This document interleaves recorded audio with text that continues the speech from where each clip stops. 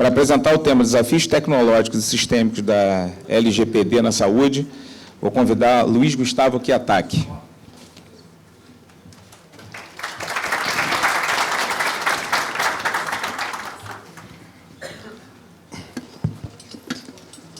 Bom, está falando dos desafios, acho que quase não tem desafio, né, João? Está fácil, né? Para até ter uma ideia, gente, não sei se já perguntaram, desculpa, cheguei correndo, vou ter que sair um pouco correndo também, mas de hospital, para a gente entender, hospital, operadora, hospital primeiro, ok, operadora, tem de tudo também, né, lab, pouco de lab, joia, muito bom. Bom, acho que vamos complementar um pouco o João Paulo, né, a apresentação do João Paulo. Acho que tem algumas questões técnicas, mas realmente o técnico da LGPD, acho que ele também vem ali, né, numa etapa até posterior. Não posterior, que a gente não vai pensar nas questões técnicas agora, claro que tecnologia é muito importante, né, mas os processos têm um impacto muito maior mesmo, né. Falar um pouquinho aqui da SBIS, fica a apresentação aí, depois vocês dão uma olhada. Mas também entrando ratificando o que o João falou, né, dessas questões da privacidade, não é nenhuma novidade para a gente, que está na saúde, né, e até dessa parte específica da tecnologia, né, a SBIS possui um processo de certificação de software de saúde, obviamente, já implantado desde 2007. Já fizemos aí mais de 80 auditorias. E, em 2011, nós já publicamos um capítulo específico para esse manual, voltado para a questão de privacidade, né? E lá aborda já alguns temas que hoje a gente vem falando com muito mais impacto, né? Concordância, então aqui tem o consentimento do sujeito da atenção, concordância com os termos de uso, associação do consentimento à informação, acesso de emergência e propósito de uso, né? Então, a gente já, obviamente não, mas quando a gente publicou isso, e esse é um pouco a forma da SBIS trabalhar no processo de certificação de software, tem requisitos obrigatórios e requisitos recomendados. Esses eram requisitos recomendados.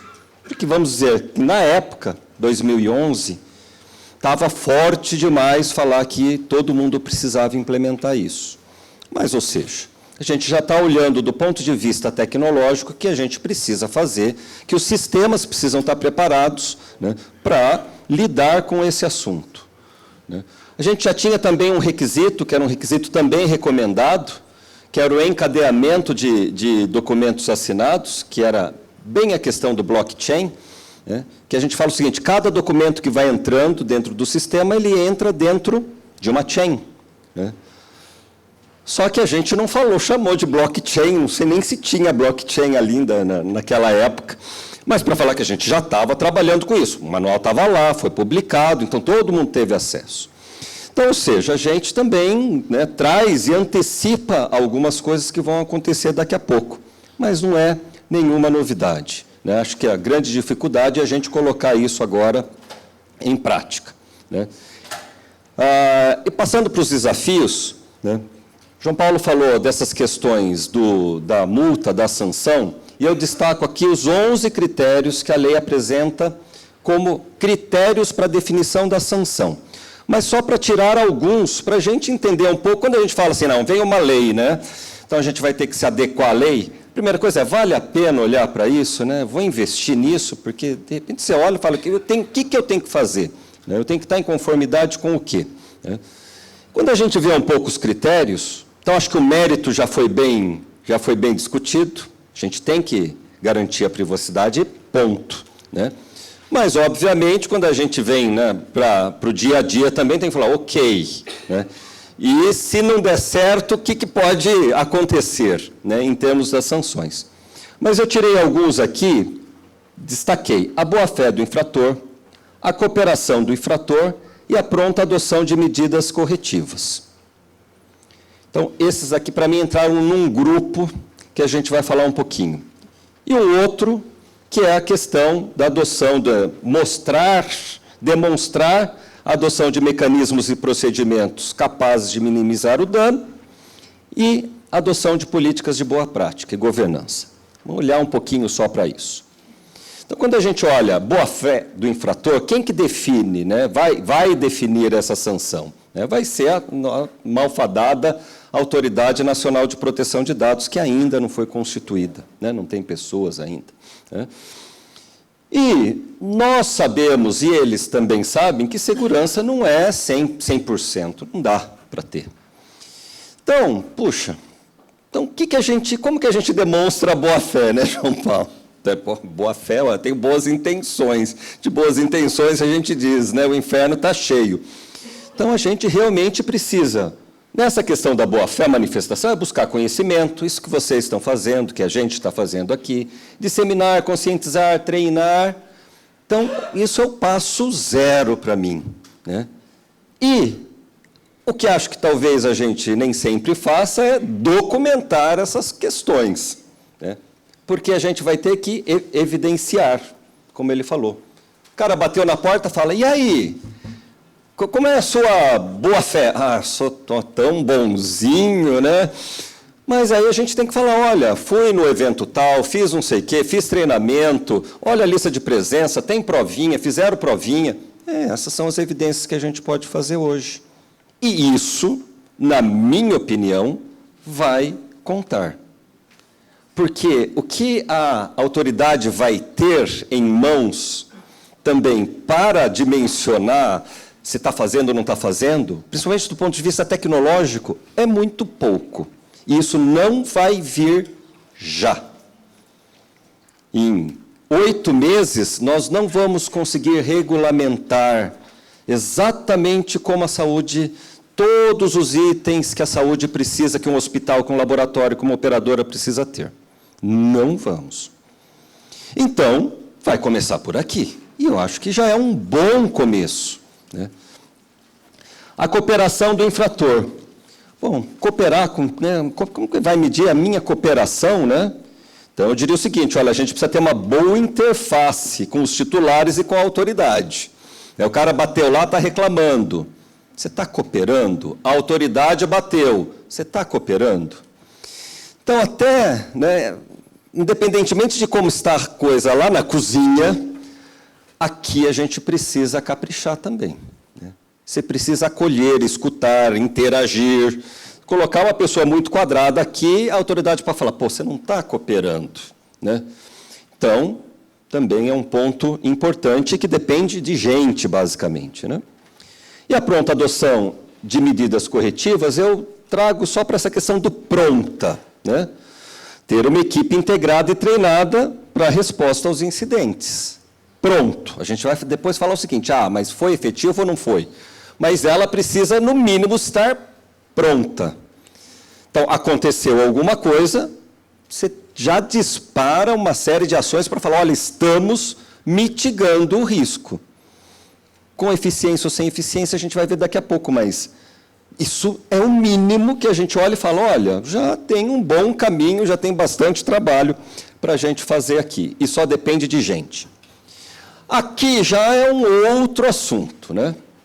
Agora a gente tem que demonstrar também os mecanismos e procedimentos internos para mitigar o dano. Então, ou seja, a equipe não pode ser só pronta, ela precisa também ser eficiente e eficaz.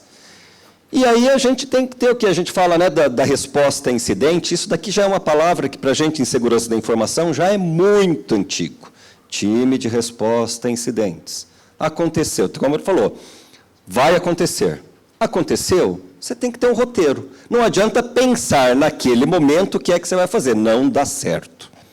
Você precisa seguir o roteiro, porque naquele momento a coisa que você mais vai querer é mudar e ter ideias que só vão atrapalhar.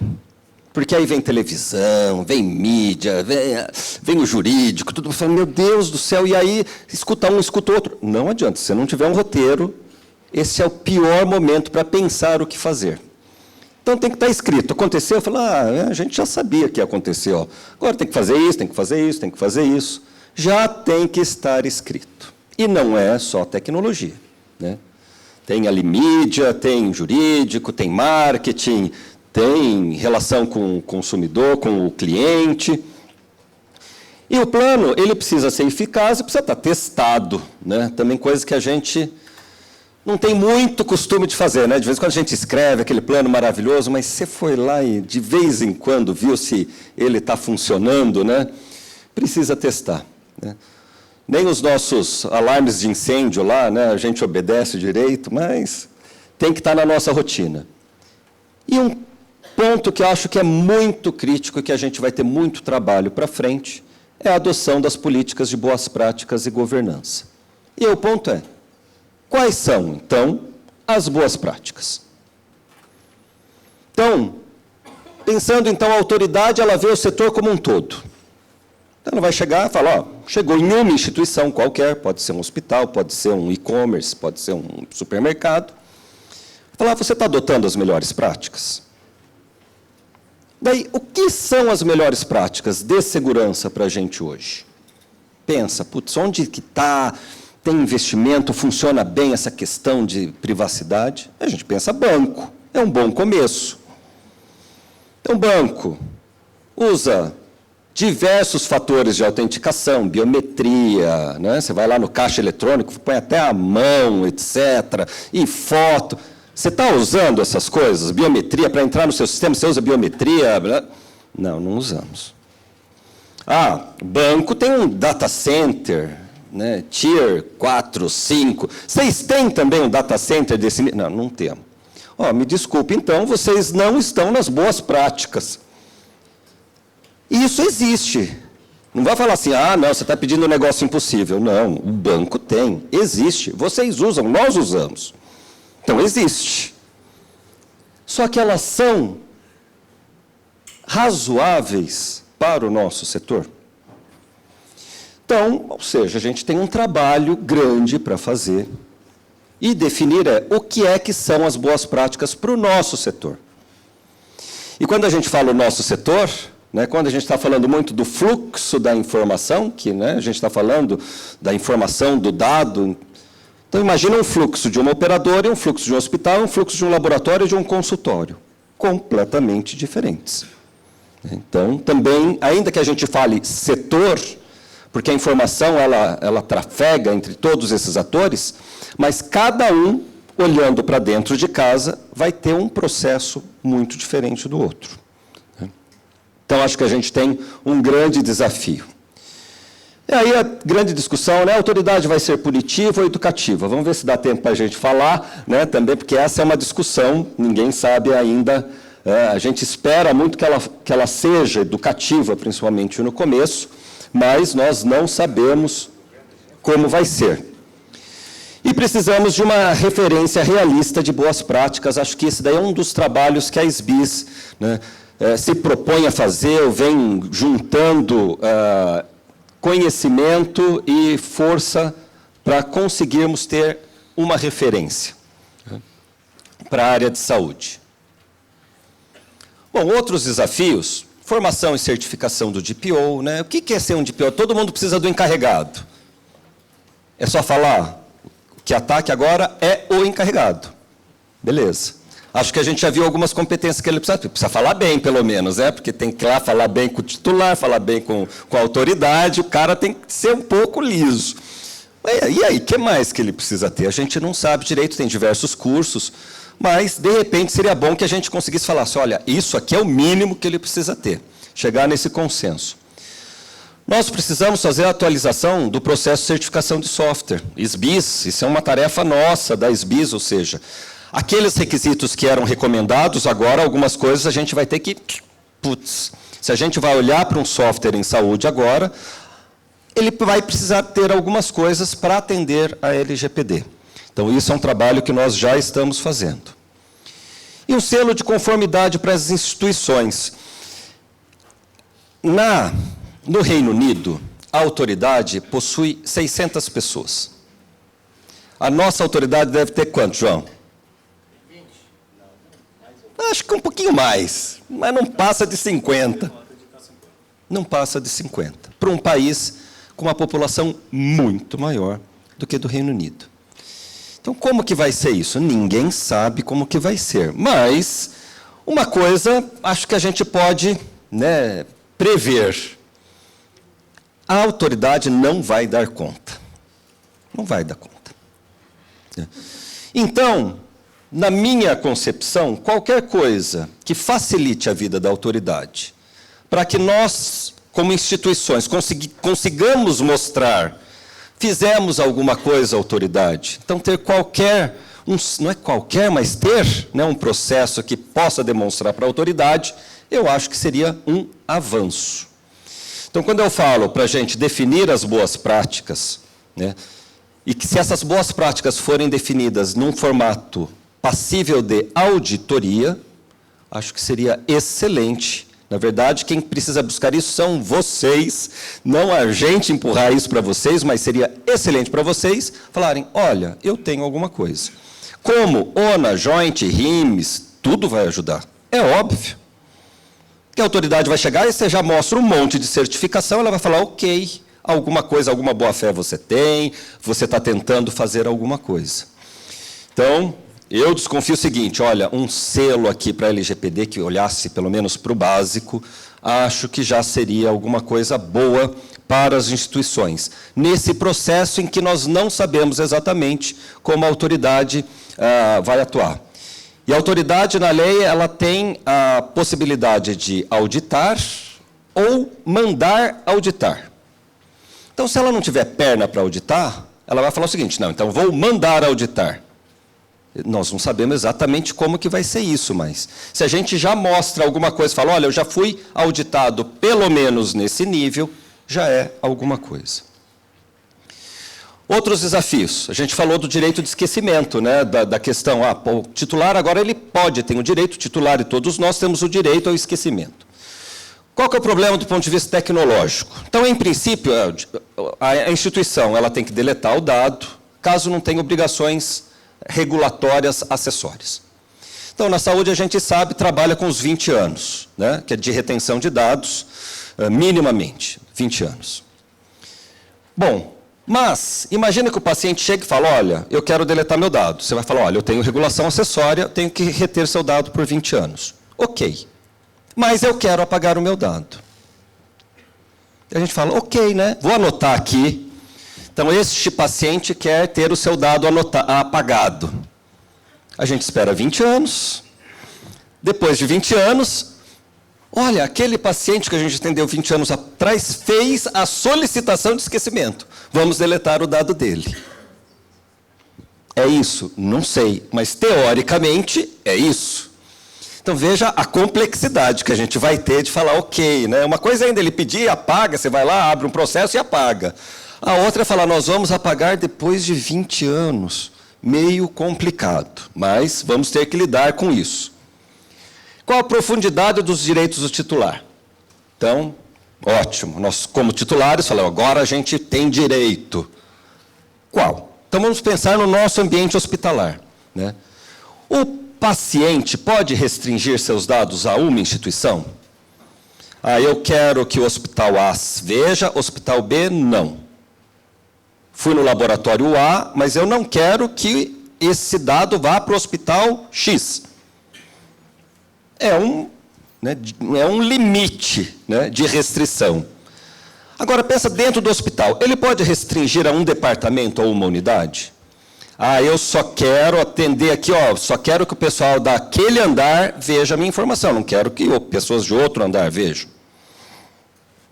Você está no direito do titular? E ele pode restringir a um especialista? Eu fui atendido no psiquiatra. Olha, eu não quero que o cardiologista veja. Sei, é o direito titular. Ele pode restringir a um profissional? Eu fui atendido por este médico, só ele pode ver a minha informação. E por um período? Não quero que isso seja visto depois de um mês. Depois de um mês eu não quero mais que ninguém veja. Por um propósito? Você pode ver, mas só se for para... Bom, então, sim, legal, titular cheio de direitos, mas, sim, e aí? E aí? Qual hospital hoje teria condições de fazer restrição por uma especialidade ou por um departamento? Os softwares até conseguem fazer isso, porque até a SBIS exige que a gente tenha perfis, né?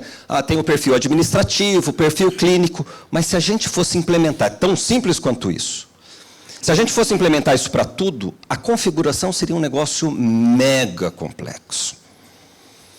Então, agora é que a gente precisa estar preparados para isso. Precisa ser fácil. Se vocês pedirem hoje para os fornecedores, vão falar, dá? Até dá.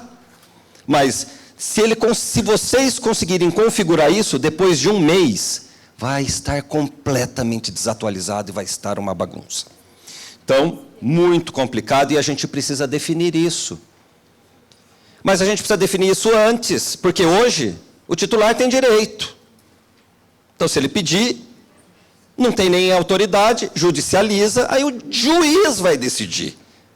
Então, assim, estamos ferrados do ponto de vista do risco jurídico dessa questão. Eu não sei o que eu preciso fazer. O que é suficiente para fazer?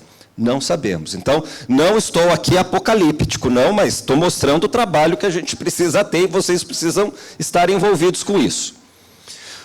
A lei diz que os vazamentos poderão, na verdade, deverão ser objeto de conciliação direta entre controlador e titular.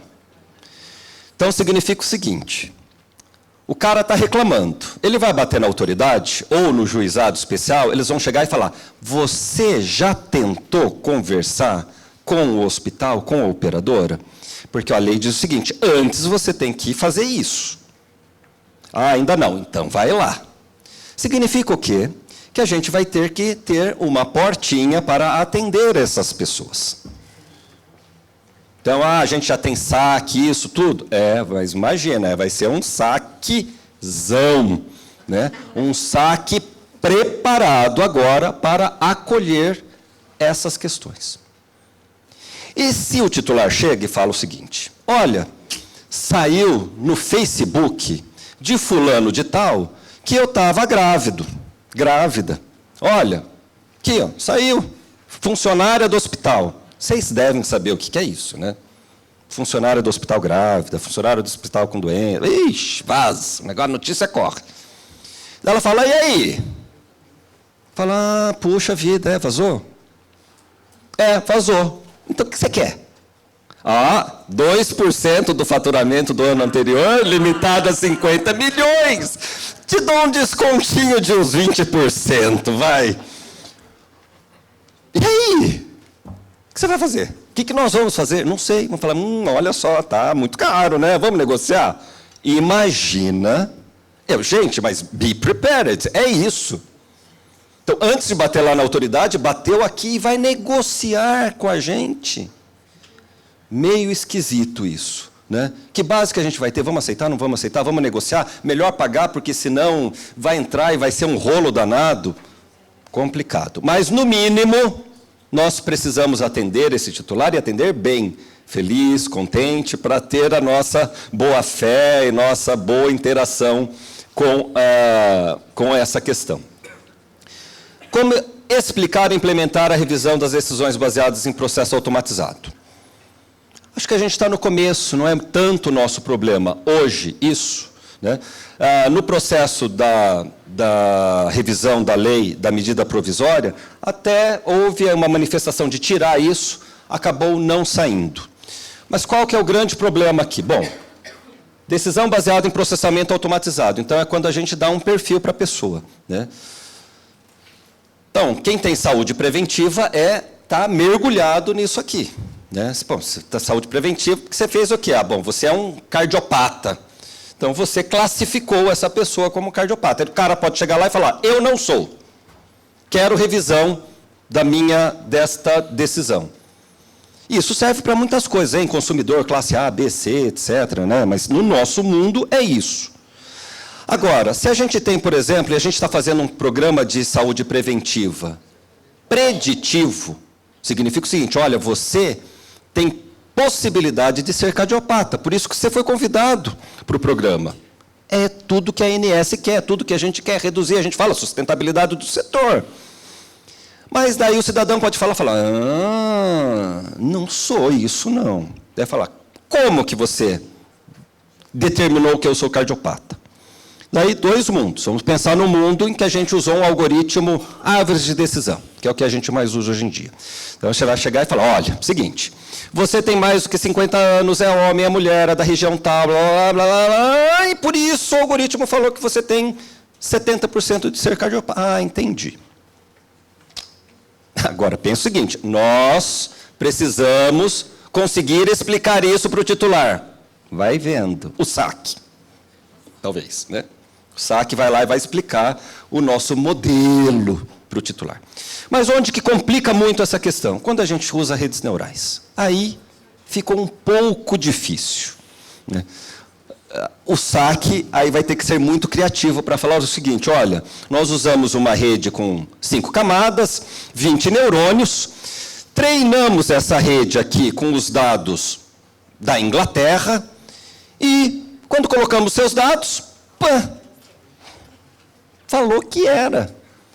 Ah, me explica melhor. Aí você tem que chamar um estatístico, um computeiro, para falar como que isso acontece. Não dá, a rede aprende, ela se move, a gente não tem uma lógica ali. A gente consegue explicar o que entra e como que é a máquina. Agora, por que não dá?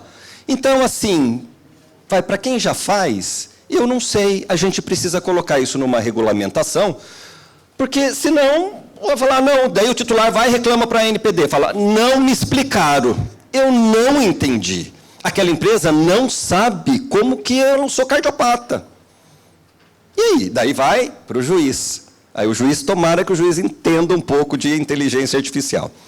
Quais informações precisam ser removidas para implementar a anonimização? Lei fala o seguinte, anonimizou? Beleza. Então vamos anonimizar, né? O que é anonimizar? Também a gente precisa ter uma tranquilidade com relação a isso. O que eu costumo dizer é, eu moro num prédio que tem um CEP. O CEP é 905, final, é só o meu prédio, o 905. Porque a gente fala, não, anonimizar nome, endereço, CPF, ok, isso tem que tirar mesmo. CEP pode. É que o CEP geralmente fala, não, deixa o CEP, porque a gente precisa saber de onde esse cidadão é, mais ou menos, né? Mas é uma região ali.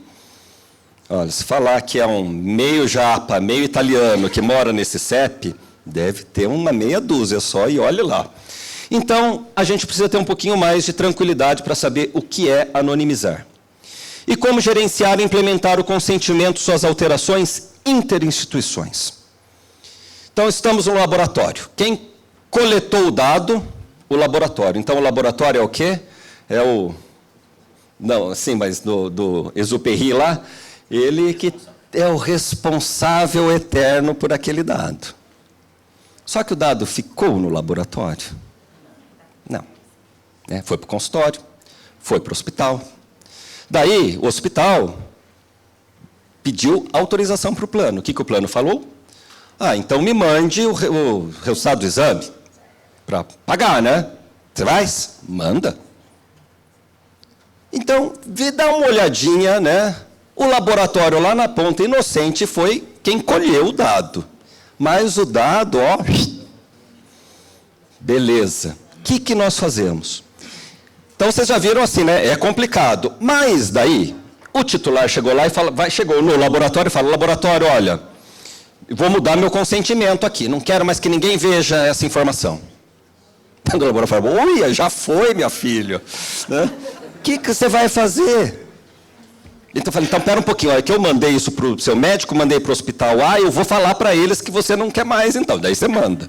Daí chega no hospital e fala, putz, eu mandei isso aqui lá para a operadora. Manda para a operadora. Da operadora fala, putz, isso daqui, olha só, entrou num processo de ressarcimento ao SUS. Eu mandei isso lá para a ANS. Ah, manda para a ANS também. E a gente sai pagando. Tá fácil, não tá? Então, precisamos entender o que nós vamos fazer.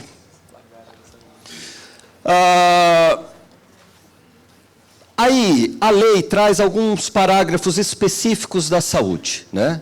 Que ainda falou o seguinte, olha, para faturamento, na saúde suplementar, tinha uma redação, ficou outra, mas até pode. Ufa, né? Ui, pelo menos eu não preciso pedir o consentimento do paciente para mandar meu dado para faturamento, né? Mas aí tudo bem, né? O que é dado de faturamento? É dado de faturamento? É o que eu usei? Quanto que eu usei? E pediu autorização. E tudo bem, vai ser lá um pino. Vou ter que mandar raio-x, um monte de coisa, né? E aí, tudo bem? Eu preciso pedir? Esse também tudo bem mandar? A gente precisa esclarecer um pouco melhor, né? O que é isso para a questão do faturamento? Quando a gente fala de dados clínicos. E embaixo fala o seguinte, né? Que seleção de risco. Então, olha, a gente não pode usar dados de saúde para a seleção de risco. Então, quem é a operadora? Vocês têm que fazer a avaliação da carteira. O que vocês vão usar? Nome, endereço, telefone? Só? Não, espera um pouco. Então, ele já é aqui, estou fazendo um reajuste. Então, eu já conheço o comportamento dessa carteira. Eu estou usando, no mínimo, dados TIS. Dados TIS, a gente fala dados de faturamento. Então, eu sei quanto que você fez. Eu não sei o resultado do exame, mas eu sei que você fez tal exame, que você fez tal cirurgia, tal procedimento. Isso é um dado de saúde? Então, se perguntar para mim, eu diria sim. Eu acho que isso é um dado de saúde, naturalmente. Saber que eu fui 5 vezes num psiquiatra, que eu fiz uma fisioterapia com 50 sessões. Isso não acontece, né? É um dado de saúde ou não? Cara, você olha e fala, meio estranho. Então, a gente precisa clarificar o que é dado de saúde também, para que a gente consiga fazer aí trabalhar, né, no autuário. Agora, isso aqui se aplica aos programas de saúde preventiva? Olha, estou falando risco de contratação. E saúde preventiva é uma contratação? É, não é? Também precisamos esclarecer para a gente trabalhar tranquilo. Porque hoje depende do juiz. Ele pode olhar e falar, não, saúde preventiva, é isso aqui, tem custo, não é? A operadora vai, paga por cabeça. Então é. Então, ou seja, é uma contratação, é um serviço. Bom, o que tira um pouco o meu sono, especificamente, porque esse daí é o sono de vocês, né? Esse aqui é um pouco o meu sono, porque eu sinto que é um pouco a nossa responsabilidade. Dentro do direito do titular, a portabilidade de dados a outro fornecedor, em formato que favoreça o exercício do direito. Então, seguinte, hoje, o titular já pode, então, pedir os seus dados neste formato aqui. Beleza? Vocês sabem qual que é esse formato, né? Ele foi lá e pediu o prontuário, entregue o prontuário, por favor, em formato que favoreça o exercício do direito. E, a critério do titular, ele pode ser eletrônico ou impresso. Ele vai pedir eletrônico. E você tem que entregar isso de forma segura e idônea. Beleza? PDF é algo que favoreça o exercício do direito? E você tira isso e porta para outro fornecedor? Temos problemas aqui. Temos problemas. E eu não acho que a gente vai resolver isso em 8 meses.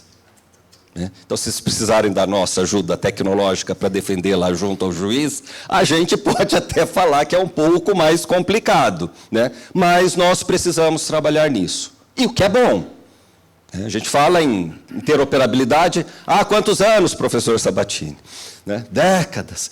Então, falamos mesmo. Então, é a hora, não tem como. É a hora que a gente tem que falar, ok, temos que definir o que é esse formato, que vai sair de um fornecedor e entrar no outro, e que seja seguro e idôneo. Então, temos aqui alguma questão a trabalhar nos dados de saúde. Uma dúvida que eu pergunto para o João Paulo é, todas as informações estão eletrônicas? Em qual formato? Porque aqui a gente não está falando só informação de saúde, né? E aí ele pode pedir qualquer informação, a escolha dele, ele pode pedir ela eletrônica. Então, estou imaginando que, no mínimo, você tem que fazer o quê? Digitalizar, se estiver em papel, e entregar num CD para o cara? No mínimo isso. meio também. Olha, o SAMI, que era pequenininho, já está aumentando, né? Bom, esses daqui, para mim, são os grandes desafios, né? Então, vocês veem que tem bastante coisa a ser feita, né? Por isso que não é um negócio, pá, está definido, é isso que a gente tem que fazer. Tem um monte de coisa que está lá, dentro daqueles processos, que nós precisamos fazer. Agora, importante que vocês olhem também e falem, e vocês precisam ter essa argumentação também para saber que não é tão simples. Mas não adianta vocês chegarem para o juiz ou para a NPD e falar, olha, não é muito simples, vocês precisam saber, provar, mostrar que também é um pouco mais complicado. A NPD, então, ela que vai aí fiscalizar e autuar, né? Nós temos uma outra entidade, que é o Conselho Nacional de Proteção de Dados. É importante que vocês saibam isso também. Então, lá tem representação da sociedade civil. Então, a gente deve ter aqui representação do setor de saúde em algum lugar, né? Tem aqui as confederações sindicais. Então, a gente vem trabalhando para isso. Tem as instituições científicas, a SBIS também se propõe a assumir uma dessas cadeiras, mas essa vai ser uma conversa importante. Eu trago aqui uma informação também da pesquisa TIC Saúde. Não sei se vocês conhecem, se não conhecem, precisam conhecer. Faz parte lá do rol de boa-fé, né? E saiu, ela foi publicada, a edição 2018 foi publicada a semana passada, né? Como é que é? É 2018. É referente, ela é publicada em 2019, referente a 2018. E lá tem uma pergunta, a gente participa desse processo desde o começo, é a 6ª publicação da pesquisa. Tem uma perguntinha lá que diz o seguinte, você tem um documento que define uma política de segurança da informação? Né? Então, assim, um documento, acho que o texto lá está até um pouco diferente, mas a gente não estava perguntando se tem uma política de segurança da informação aprovada, divulgada, blá.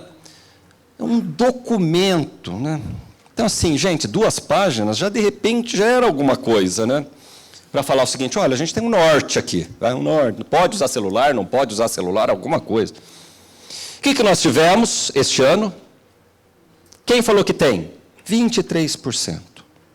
Daí vocês veem, essa pesquisa é uma pesquisa nacional realizada pelo Comitê Gestor da Internet no Brasil. Quem faz a pesquisa é o IBOP, então tem todo um procedimento estatístico lá para garantir que isso tenha uma visão adequada. Tem setor público, setor privado, hospitais, laboratórios. Então, é bem abrangente. Mas, olha, gente, isso aqui é algo absolutamente preocupante. Então, fala, puxa, a gente vai falar de LGPD, você não tem nenhum documento de segurança da informação, temos muito trabalho a fazer, né? E se a gente pegar o resultado de 2014 e de 2018, a gente piorou 1%. Eu acho que as pessoas de lá para cá até vão vendo, 1% está dentro da margem, né? É desprezível, mas é que nem a gente tinha na internet até um relatório, que era o relatório de invasões. Né? Invasões reportadas, a gente grifava, reportadas. Por quê? Porque de vez em quando, assim, bom, se você não reportou, eu não tenho essa informação. Então, não dá para falar que era aquele cenário. Então, conforme você vai reportando mais, o negócio cresce. Então, também tem essa questão da consciência, né? A gente vai aprendendo o que é a segurança da informação. Mas, gente, olha, tem muito trabalho para fazer. Isso é absolutamente desanimador da nossa perspectiva de falar, pô, falamos de segurança da informação há tantos anos, na saúde. Está meio difícil, mas eu entendo, né? Então, eu participo lá do COPIS. Entendo. A gente está falando lá de regras de segurança, etc., assinatura, eliminação do papel. Eu entendo. Pô, a gente discutiu o TUS. TUS era importante? É. Cara, junto com a TUS, não dá para pôr uma agulha a mais. Por quê? Porque é muito complicada a TUS. Foca na TUS, então, vai mexer em contrato. Então, assim, né, não dá. Agora, eu acho que a gente está até numa maré tranquila, né? TIS está bem estabilizado agora até, né? Quem cala, consente, hein? Mas a gente não tem nenhuma grande novidade. principalmente para os hospitais. Então, é a hora da gente trabalhar um pouquinho melhor esses outros assuntos, e isso está na nossa pauta da agenda do COPIS ainda para esse ano, né? Mas, ou seja, é um retrato do que a gente tem, né? Nós estamos lançando, o Osmeire vai ficar bravo comigo, né, no gerúndio, a nossa pesquisa específica sobre LGPD para o setor de saúde. Então, isso deve sair hoje, amanhã, mais tardar a semana que vem, vocês podem me cobrar. E para que a gente está fazendo isso? Porque a gente quer ser este canal de interação com a autoridade, para levar para a autoridade falando, olha, saúde, vamos te ajudar na saúde. Queremos te ajudar, você precisa de ajuda na saúde para regulamentar essa questão na saúde.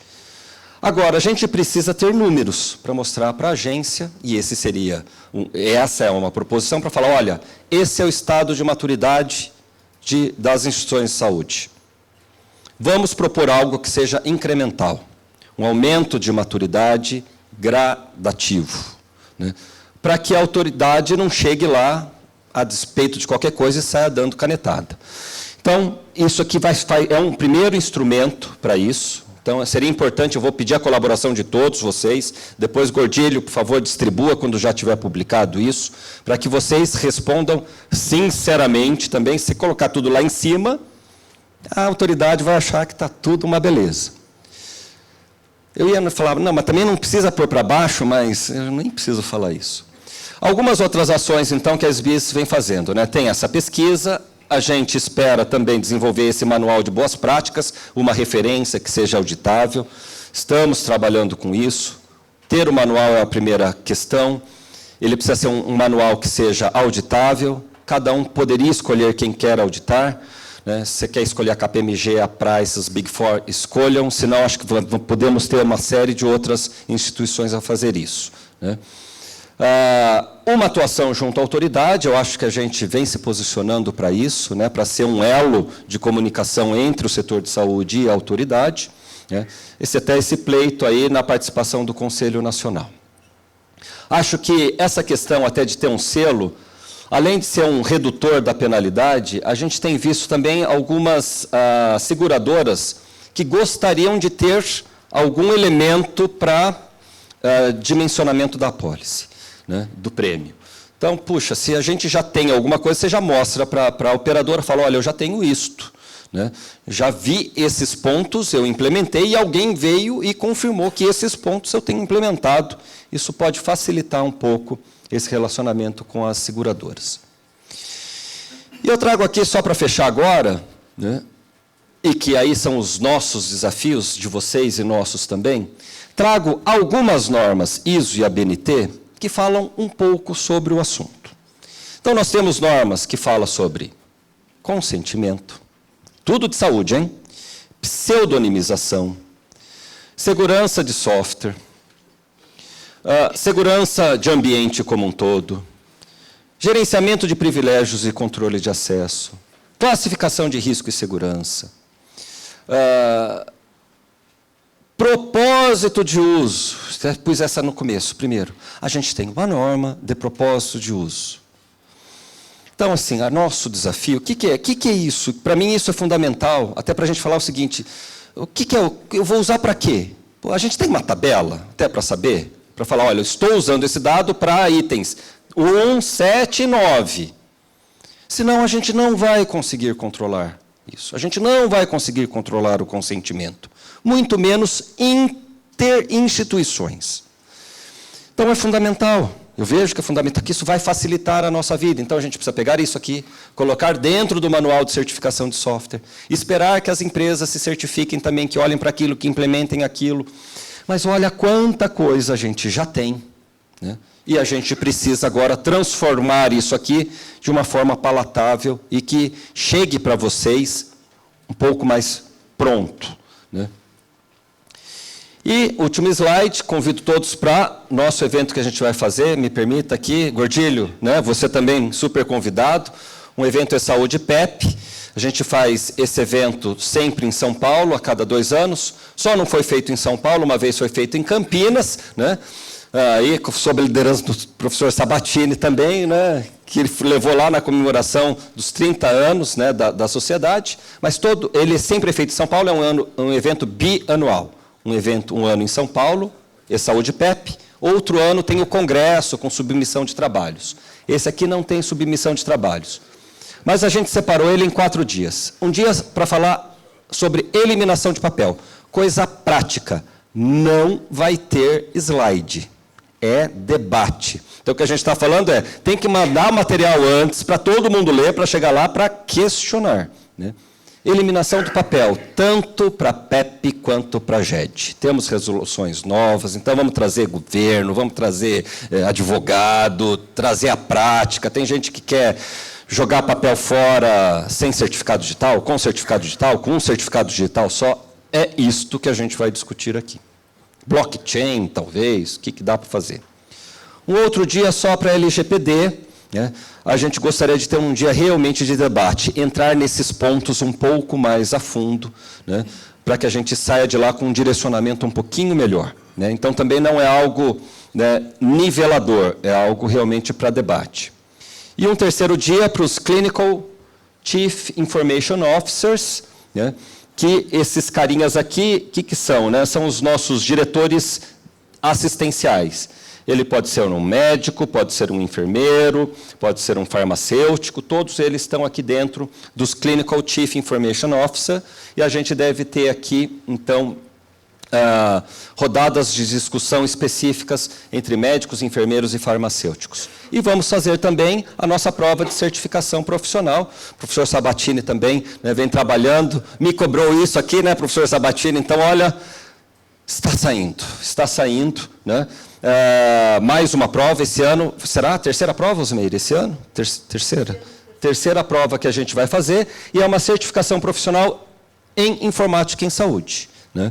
Então, recomendo aí que vocês passem para as equipes de vocês. Quem é o informático em saúde? Ou é um computeiro que está na assistência, ou é uma pessoa da assistência que está se envolvendo numa implantação de PEP, numa definição laboratorial, né? Então, é esse profissional multidisciplinar aqui que a gente procura focar. Tá bom? Agradeço aí o tempo também, gente, e tem endereço aí, qualquer coisa vocês escrevam.